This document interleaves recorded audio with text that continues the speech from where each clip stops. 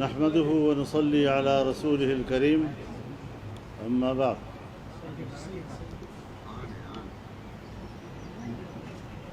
آپ تمام press club کے دوستوں اور صحافی حضرات کا بے حد شکر گزار ہوں کہ آپ مختصر وقفے کے ساتھ ہماری دعوت پر تشریف لائے۔ آج فاٹا گرینڈ جرگہ تھا، بلکہ آج کے دور میں، آج کی اصطلاح میں اس کو آپ فاٹا اسمبلی بھی کہہ سکتے ہیں، اور بڑی تعداد میں قبائلی عمائدین اور زعماء اس میں شریک ہوئے۔ ہر چند کے اس جرگے کے ایجنڈے پہ کوئی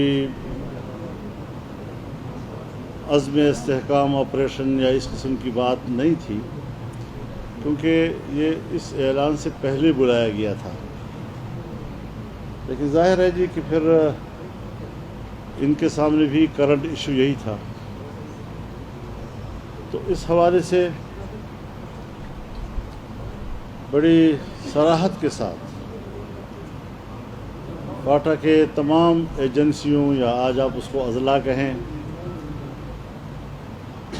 انہوں نے بالاتفاق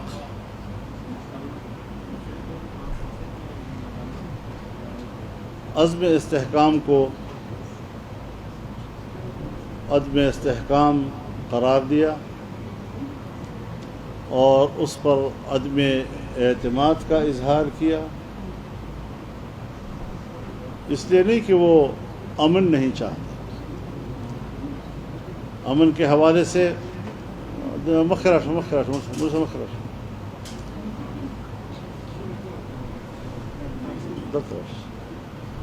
امن کے حوالے سے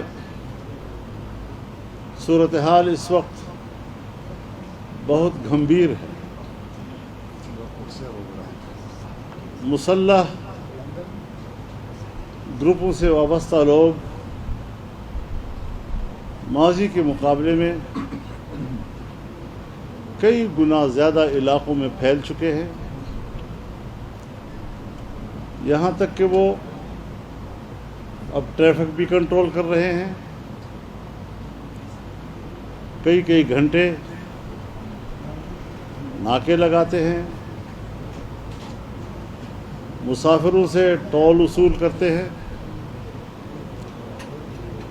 اور مغرب کے بعد ہمارے جنوبی علاقوں میں، تو جنوبی اضلاع میں پولیس جو ہے وہ اپنے اپنے تھانوں میں محصور ہو کے رہ جاتی ہے، اور ان کو اجازت نہیں ہے کہ وہ تھانوں سے باہر سڑکوں پر ڈیوٹیاں دے سکیں۔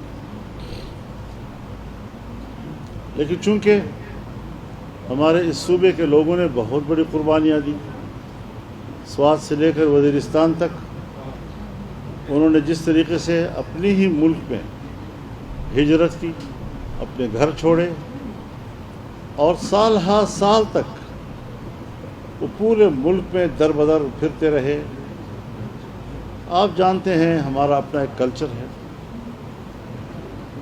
قبائلی کلچر، جہاں کی ہماری مائیں بہنیں اپنے ایک محدود ماحول میں حیا اور عزت کی زندگی گزارتی ہیں، ان کو صحراؤں میں لانے پہ مجبور کر دیا گیا، ان کو بازاروں میں بھیک مانگنے پہ مجبور کر دیا گیا، ان کی عزت نفس کو پامال کیا گیا،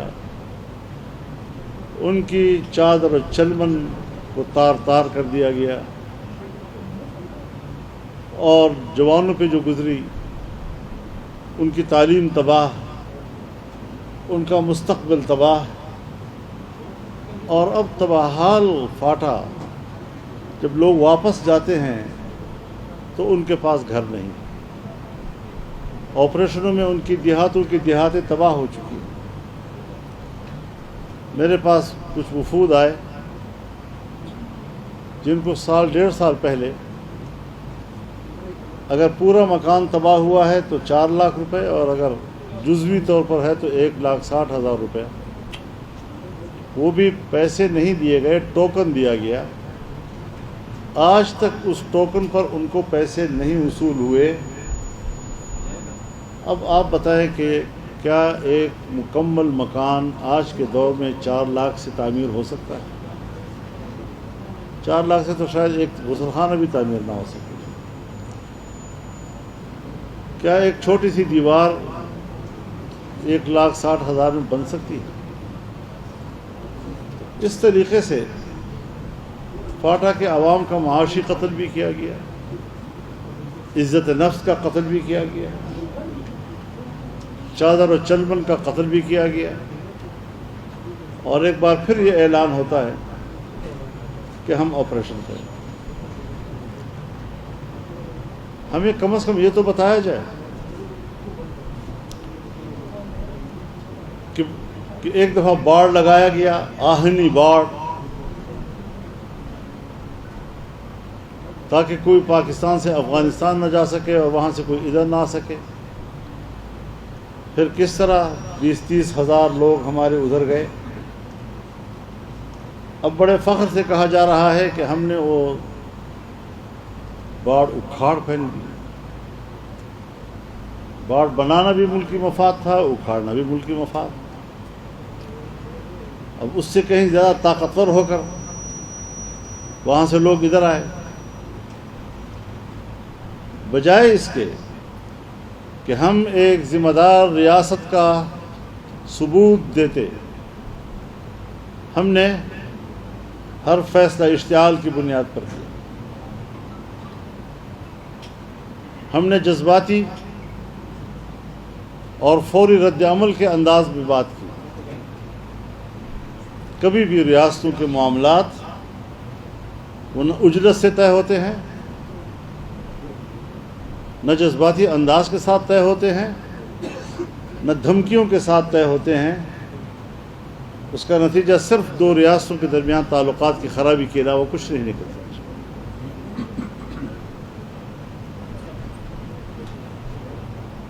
ملک میں واقعات ہو رہے ہیں، اسٹیبلشمنٹ سے لوگ پوچھتے ہیں یہ کیوں ہو رہا ہے، وہ اپنے سر سے بوجھ اتارتے ہیں اور کہتے ہیں یہ تو افغانستان سے لوگ آ رہے ہیں، اور بڑے آرام سے ان کے خلاف ایک احتجاج نوٹ کرا دیتے ہیں۔ اس کا نتیجہ کیا نکلے گا کہ افغانستان میں شاہ ظاہر شاہ سے لے کر اشرف غنی تک جتنی حکومتیں آئی ہیں یہ پرو انڈین تھی، سوائے امارت اسلامیہ کے کہ وہ پرو پاکستانی تھی۔ لیکن اگر تعلقات کی نوعیت یوں رہتی ہے اور معاملات اس طرح آگے بڑھتے ہیں تو نہ آپ کے مشرق میں کوئی دوست رہے گا، نہ مغرب میں کوئی دوست رہے گا۔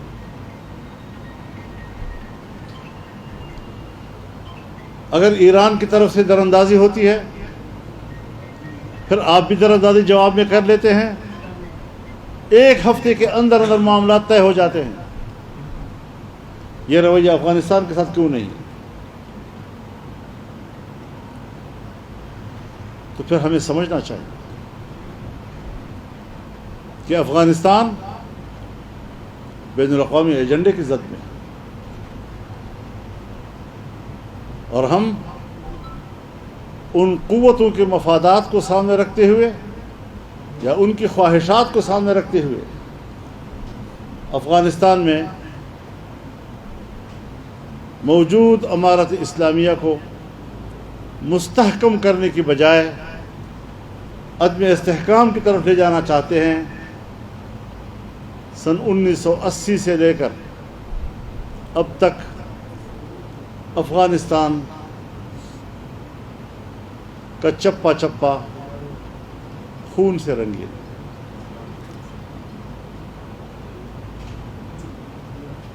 ایک ایک دیوار، ایک ایک حویلی وہ آج منہدم ہو چکی ہے۔ اس تباہ و برباد افغانستان کی تعمیر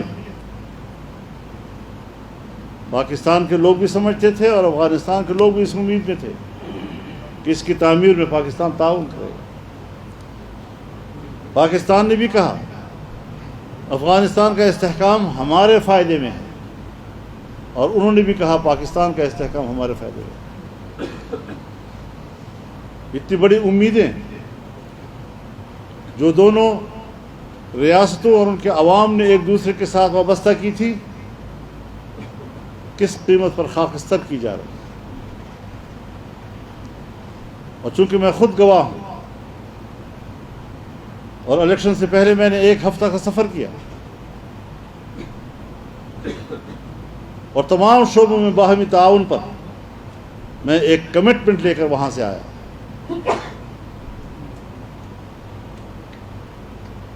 مسلح تنظیموں کو ایک پرامن راستہ دینے پر اتفاق رائے ہوا، اس کے لیے ایک میکینزم طے کرنا تھا۔ وہ ساری محنتیں کہاں ضائع ہو رہی ہیں؟ کیوں ضائع ہو رہی ہیں؟ یہ تو ایک غیر ذمہ دار ریاست کی علامت ہوتی ہے جب اس سے بنی بنائی بات بگڑتی ہے۔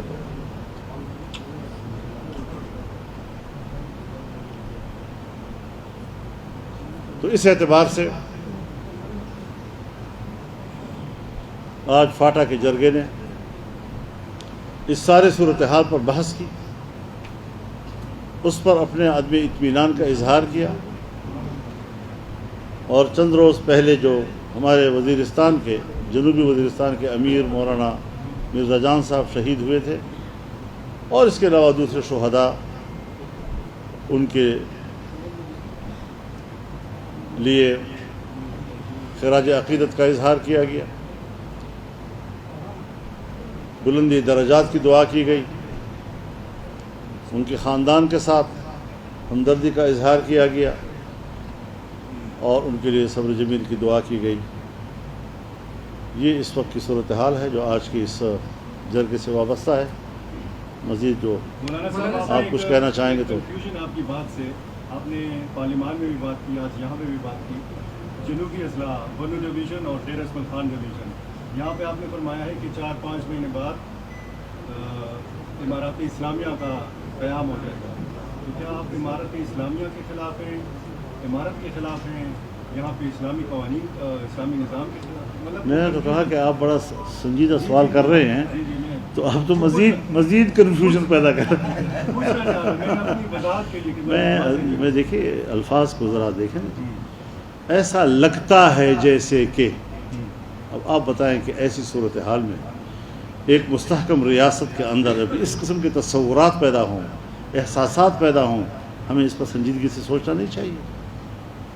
ہم تو پورے پاکستان کو امارت اسلامیہ بنانا چاہتے ہیں، ہم تو پورے پاکستان کو اسلامی ریاست بنانا چاہتے ہیں۔ میرا آئین کہتا ہے، قرارداد مقاصد کو آپ پڑھیں، حاکمیت اللہ رب العالمین کی ہوگی، عوام کے نمائندے وہ اللہ کی نیابت کریں گے، اور قرآن و سنت کی تعلیمات پر انفرادی اجتماعی زندگی استوار کریں گے۔ اسلام پاکستان کا مملکتی مذہب ہوگا، تمام قوانین قرآن و سنت کے تابع ہوں گے، قرآن و سنت کے خلاف کوئی قانون نہیں بنایا جائے گا۔ اس کو عملی جامہ پہنا ہے نا، یعنی میرے ملک پہ تو اساس موجود ہے، ہم اس اساس کو گرانا نہیں چاہتے، ہم اس کو کسی عدم توازن کا شکار نہیں ہونے دینا چاہتے۔ ورنہ آپ جانتے ہیں بالاکنڈ تحریک جب تھی صوفی محمد صاحب مرحوم کی، اس سے کوئی ہمارا نظریاتی اختلاف تو نہیں تھا، لیکن جس زاویے کے ساتھ وہ بات کر رہے تھے ہم نے اس سے اتفاق نہیں کیا۔ ہمارے پاس زاویہ موجود ہے، ہم اگر اس پہ کنفیوژن پیدا کریں گے تو مشکلات پیدا ہوں گی۔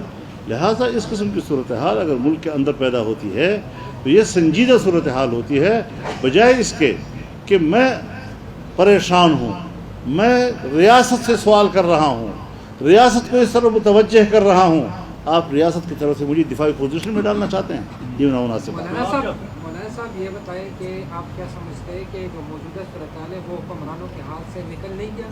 دوسرا میرا یہ سوال ہے کہ جو حالات بنے ہوئے ہیں کیا یہ حکمران ذمہ دار نہیں ہے اس حالات کے کہ انہوں نے اتنا اسپیس دیا کہ اب وہ خود بھی سنبھال نہیں سکتے؟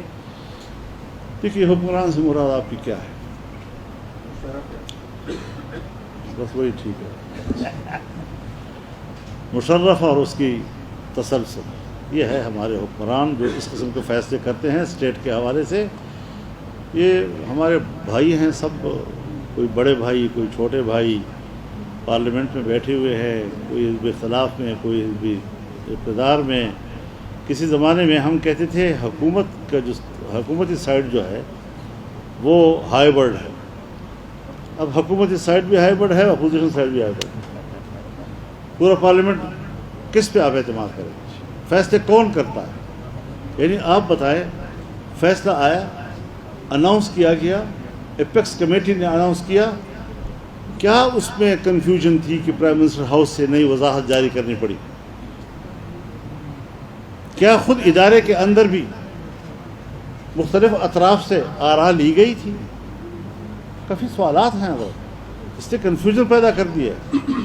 اور یہ جو عزم استحکام ہے، اس کا بسم اللہ ہی عدم استحکام سے ہو گئی۔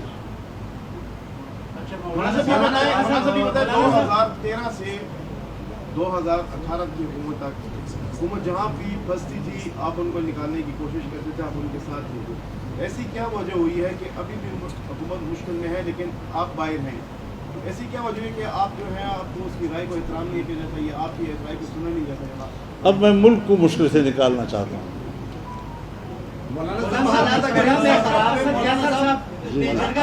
کی صورتحال اتنی خراب ہے تو اس میں آپریشن کے علاوہ اور کیا حل ہوگا؟ کیا تجویز دیں گے؟ مذاکرات کریں ایک بار پھر سے، کس طریقے سے کریں، کس کے ساتھ کریں، مطلب حل کیا نکلے گا؟ یہ میرا درد سر نہیں ہے، میں ایک چیز پر تاریخ کے حوالے سے اور ماضی کے واقعات کی روشنی میں اور تجربات کی روشنی میں بات کر رہا ہوں کہ جس طرح ماضی کا حال ہوا آج بھی یہی صورتحال ہے۔ کس کو اعتماد میں لیا آپ نے؟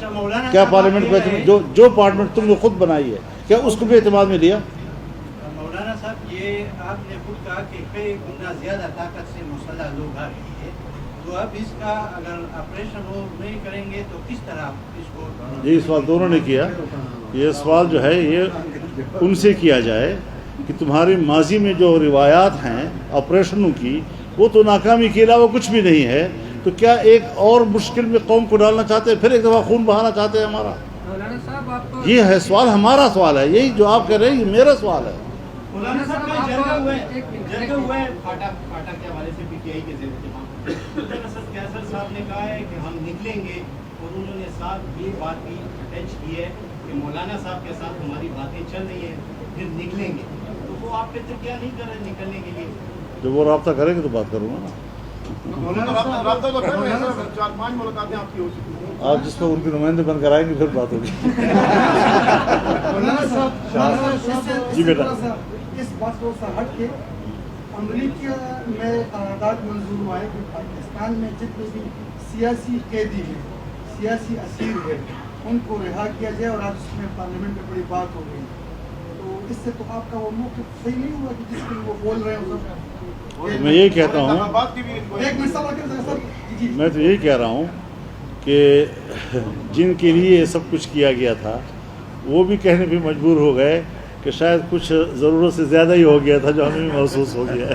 مولانا صاحب آپ کے ساتھ کچھ ملاقات کی وزیر اعظم صاحب کے، کچھ نتیجہ سامنے نظر آ رہے ہیں؟ جی بالکل، ملاقاتیں تو روزانہ بلکہ ہفتے میں کئی ملاقاتیں ہوتی ہیں، ملنا جلنا رہتا ہے ہمارا، اور ان ملاقاتوں میں ہمارا ایک ہی سوال ہے کہ پہلے آپ ہمیں بتائیں آپ کے پاس ہماری کسی ایک شکایت کے ازالے کی کوئی چیز ہے، ہمارے کسی نقصان کی، سیاسی نقصان کی ازالے کی آپ کے پاس کچھ ہے؟ اگر ہماری شکایت کا ازالہ، نقصان کی تلافی کی آپ کے پاس کچھ ہے تو آپ سامنے لائیں تاکہ پتہ چلے کہ آپ چاہتے کیا ہیں۔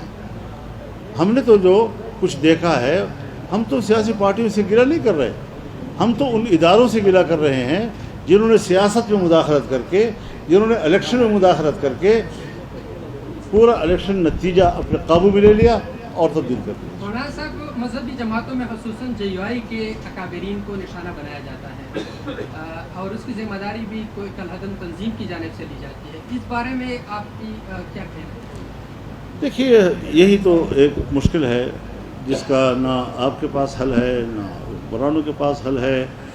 ایک دین کی جماعت، اعلاء کلمت اللہ کی سربلندی کے لیے ایک منظم جماعت جس کی گزشتہ 100-150 سال کی تاریخ موجود ہے، اس کی پشت پر ایک جدوجہد ہے، قربانیوں کی ایک جدوجہد ہے اور کئی سو سالوں کی جدوجہد ہے۔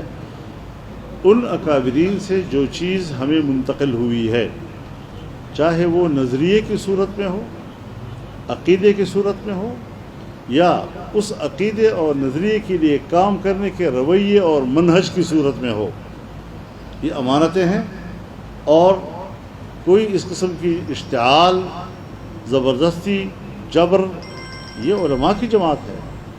یہاں پر اگر ہم ان کو شمار بھی کریں علماء کرام کو، تو 5 لاکھ سے زیادہ علماء کرام جو باقاعدہ فارغ التحصیل علماء کرام ہے، یہ ان دنیا کا سب سے بڑا فورم ہے۔ تو پھر کون ہوتا ہے جو کہیں دیوار کے پیچھے 2-4 آدمی بیٹھ کر ایک پہاڑ کے پیچھے وہ ہمیں اتنے بڑے علماء کی جماعت کی رائے کو اور فکر کو اس پر فتوے لگائیں اور ہمیں واجب القتل کہیں؟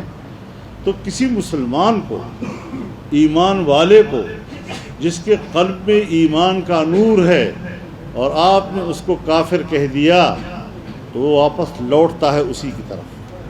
تو اس کو بھی ذرا سمجھنا چاہیے۔ قبائلی جرگے کی گفتگو کے جواب برقرار ہے۔ قبائلی جرگے سے ہوئے درخواست ہمیں انتظام آپریشن یا کی نوسل لائی عمل بسائی قبائلی جرگہ اگے ٹول پہ اتفاق رائے سرا دا دوی حکومت طرفنا دا نوے اعلان یا ایپیکس کمیٹی طرفنا دا نوے اعلان دے عزم استحکام پنمبانی آپریشن دا باندے بے قراری خارہ کردا، عدم اعتماد پہ خارہ کر اور دا مسترد کر، بلکہ دا عدم استحکام گردا ہو، عزم استحکام نہ گردا۔ وہ ظاہرہ خبر ادا کہ فوری طور باندې خو نه هغوی څه نقشه وړاندې کړې ده، ولې ایپیکس کمیټې چې کوم اعلان په کوم تفصیل سره کړی و، بیا څه ضرورت و چې درېیمه ورځ پرایم منسټر هاوس نه یو نوی وضاحت جاری شو چې د اپریشن شکل بدایي و ادابي، نو هلته هم کنفیوژن موجود ده، لہذا چې څو پورې صورتحال د هغې طرف نه واضح نه وي تر هغه وخته پورې خو دومره خبره دوی کړې ده چې مونږ اپریشن هغه خپل ځان دپاره تباهکون بولو او مونږ ډېر قربانیانې ورکړي دي، بیا ځانونه نشو بې عزته کولی، نشو ذلولی او بار بار مونږ امتحان واخلی، نو په دغه احساس سره نن فاټا خپله رایه ورکړه۔ صوبائی حکومت نے جو ہے وہ APC بلانے کا اعلان کیا ہے، تاریخ ہوئی تھی تو JUI اس میں شرکت کرے گی؟ مجھے نہیں پتا اس کا جی، مولانا مجھے پتا تو مولانا صاحب، گورنر صاحب BDA خان کے ہیں، وزیر اعلیٰ BDA خان کے ہیں، کیا کوئی گورنر تبدیلی BDA خان کا ہے، IG BDA خان کا ہے، کوئی اور تبدیلی سب میرے حلقے کے ہیں۔ مولانا صاحب، اپنے تجربے کے بنیاد پر بتائیں کہ پاکستان میں حکومت کا جو ٹینیور ہے، تو موجودہ حکومت یہ مدت پوری کر لی آپ کے تجربے میں؟ حضرت جس کو آپ حکومت کہتے ہیں میں اس کو حکومت کہتا نہیں، اب وہ مدت پورے کرے بھی تو میرے نظر مدت نہیں ہے، نہ پوری کرے تو میری حکومت، میں تو دوبارہ الیکشن چاہتا ہوں، دوبارہ عوام کو حق دیا جائے کہ وہ اثر نو مینڈیٹ تو طے کرے اور اس پہ بالکل اسٹیبلشمنٹ کا کوئی دخل نہ ہو، دور رہے۔ مولانا صاحب، ایک دفعہ ہم دیکھیں جو جتنے بھی فوجی آپریشن ہیں اس کے نتائج بعد میں کچھ اچھے نہیں آئے ہیں، جس طرح کہ آپریشن درمیان ملک کا سب سے مہنگا ترین آپریشن ہو گیا، لیکن اب دوسرے آپریشن کی ضرورت نہیں پڑی۔ ایک لمبی فہرست ہے 2005 سے لے کر اب تک امن معاہدوں کے، امن مذاکرات کے، اس کے بھی کچھ فائدے ہمیں نظر نہیں آ رہے ہیں، تو کوئی تیسرا راستہ کیا ہے آپ کے؟ ہمیں بٹھائیں، ہم سے بات کریں کوئی اس حوالے سے۔ ہم نے 2010 میں جو سوات میں آپریشن شروع کر رہے تھے اس پر بھی کہا تھا کہ جو آپ کا طریقہ کار ہے اس پر ہم مطمئن نہیں پوچھا، انہوں نے شروع کر دیا، الٹا ہمیں کہنے لگے کہ آپ تو دہشت گردوں کو سپورٹ دے رہے ہیں۔ پھر اس کے بعد مسلم لیگ نواز شریف کی حکومت تھی، انہوں نے انضمام کا فیصلہ کیا، ہم نے کہا فاٹا انضمام غلط کر رہے ہیں آپ لوگ، آپ تیاری نہیں ہیں، آپ کے پاس وہ نظام اور وہ میکینزم ہی نہیں ہے اس کے لیے. اور انہوں نے کہا جی کہ ہم ٹھیک کر رہے ہیں. کر لیا. اب جب کر لیا تو فاٹا کے علاقوں کو سیٹل کے علاقوں کے برابر لانا اور سیٹل کے لوگوں کے معیار زندگی کے برابر ان کی معیار زندگی کو بلند کرنا اور وہاں کا انفراسٹرکچر روڈوں کی صورت میں, بجلی کی صورت میں, اسکول کالجز یونیورسٹیوں کی صورت میں, ہسپتالوں بڑے ہسپتالوں کی صورت میں ایک بڑا نیٹ ورک وہاں پر انہوں نے لوگوں سے کہا کہ ہم ہر سال 100 ارب روپے ان کو دیں گے اور 10 سال تک دیں گے, یعنی 1000 ارب. آج 7 سال مکمل ہو گئے ہیں. مجھے کوئی بتا سکتا ہے کہ 1 ارب پورے ہو گئے ہوں اور ان کو اس وعدے کے مطابق 7 سال کے بعد جب 700 ارب ہونا چاہیے تھا تو کیسے چلے گا یہ؟ کیسے وہ اس کو ترقی کریں گے؟ وہاں پر آج بھی گورنمنٹ کے پاس لینڈ ریکارڈ نہیں ہے. جب لینڈ ریکارڈ نہیں ہے, آباء و اجداد سے ان کی ملکیتیں آ رہی ہیں, قوم کی زمین ہے, قوم کا خاورہ ہے اور قوم اس کے امن کی ذمہ دار ہے, اور یہ روایات چلی آ رہی تھی اور اس کو اختیار کے ذریعے تحفظ دیا گیا تھا. یہ ساری چیزیں موجود تھیں. ہم نے کہا کہ جب آپ کے پاس لینڈ ریکارڈ ہی نہیں ہے, آپ کا پٹواری وہاں نہیں جا سکے گا, آپ کا قانونگو وہاں نہیں جا سکے گا. تحصیلدار جس طرح پہلے انتظامی نظام کا حصہ تھا, اب بھی انتظامی نظام کا حصہ ہوگا, وہ اس بندوبستی نظام کا ماہر نہیں ہو سکتا. آپ بتائیں کہ آج بھی نہیں ہوا. اور میں نے ایک بڑے افسر سے پوچھا کہ بھئی جب لینڈ ریکارڈ ہی نہیں ہے تو آپ تقسیم کیسے کریں گے؟ تو ان کا جواب سنیے, آپ بھی حیرت سے ہوں گے. آج کل کی ٹیکنالوجی میں فخر کرنا چاہیے. کہتے ہیں ہم سیٹلائٹ سے تصویریں لے رہے ہیں اور سیٹلائٹ سے ہم تقسیم کر رہے ہیں زمینوں کی ہر خاندان کی بنیاد پر. اور میں نے کہا سیٹلائٹ سے نیچے بھی آؤ گے یا نہیں؟ یا اتنی سارا کچھ کرو گے؟ اس طرح کے ایک واہمہ کی بنیاد پر, تخیل کی بنیاد پر کیا کیا, اور فاٹا کے لوگوں کو برباد تباہ کر دیا.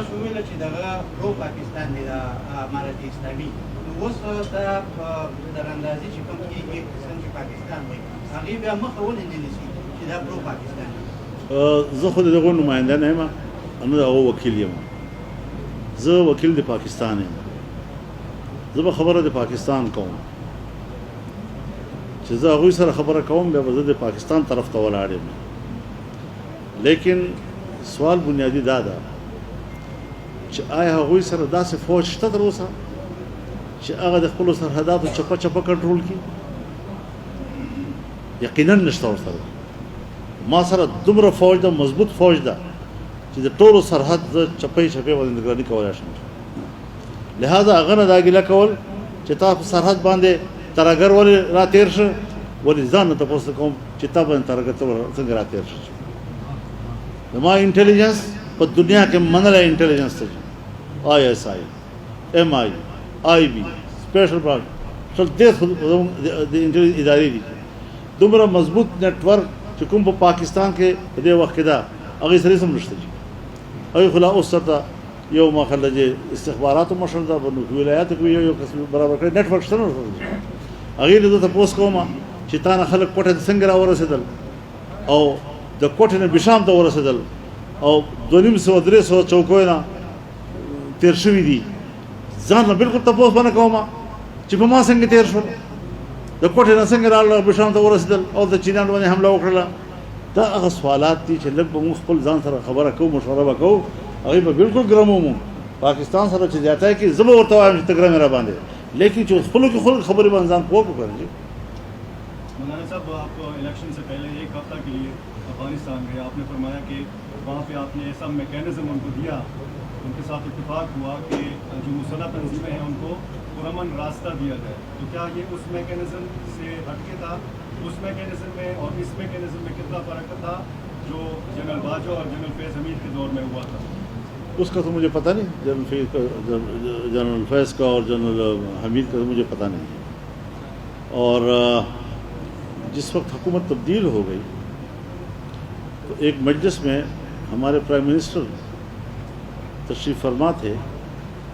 تو میں نے ان سے کہا کہ پاکستان سے ایک بڑا جرگہ گیا ہوا ہے, افغانستان کابل میں بات چیت کر رہا ہے, آپ کے علم میں ہے؟ تو انہوں نے فرمایا نہیں. تو جب پرائم منسٹر کو اس کا علم نہیں تو مجھے کیا علم ہوگا. تو اب جو بات ہوئی بالکل اس پہ کوئی شک نہیں ہے کہ ہم نے پورے اعتماد کے ساتھ وہاں میں کیا اور تمام شعبوں میں باہمی تعاون کے ساتھ جتنے بھی مسائل تھے ہم نے ایک دوسرے کے سنے اور 1 ہفتہ ہم نے وہاں گزارا. الحمدللہ سارے معاملات اور ان کو رپورٹ کیا, ان کو بتایا سارا کچھ. وزارت خارجہ سے بریفنگ لی ہم نے, کیا کیا شکایات ہیں ہمیں, ہم ان سے کیا حاصل کرنا چاہتے ہیں, سب تفصیلات لے کر پھر ہم نے واپسی پر وہ ساری صورتحال ان کو بتائی اور انہوں نے اطمینان کا اظہار کیا, شکریہ ادا کیا. اور یہ کہ اس کا میکینزم کیا ہوگا, میں نے کہا یہ ریاست کو بتاؤ, آپ بنائیں میکینزم, کہیں آپ کو مشکل ہوگی تو ہم تعاون کے لیے تیار ہیں. یہ پاکستان کا مسئلہ ہے, کوئی آپ کی ذات کا مسئلہ نہیں ہے. لیکن اب نتائج یہ ہیں, ہم کیا کہیں جی اپنے ان بڑوں کے بارے میں کہ وہ کس زاویے سے سوچتے ہیں, وہ کس کے لیے سوچتے ہیں. اگر ہم کہیں کہ آپ پاکستان کے لیے سے ناراض بھی ہوتے ہیں, مشتعل بھی ہو جاتے ہیں, تو کچھ تو کم از کم ہماری بات کو وہ ذرا سنجیدگی سے لیں, سنجیدگی سے سنیں. ہم ان کے دشمن نہیں ہیں, ہم ملک کے دشمن نہیں ہیں, ہم ان کے خیرخواہ ہیں. لیکن اگر وہ خیرخواہی کی بات بھی نہیں سنتے اور ہم ان کی خیرخواہی کریں اور وہ ہمارے ساتھ بدخواہی کریں تو اس طرح تعلقات نہیں چلتے. بہت شکریہ جی.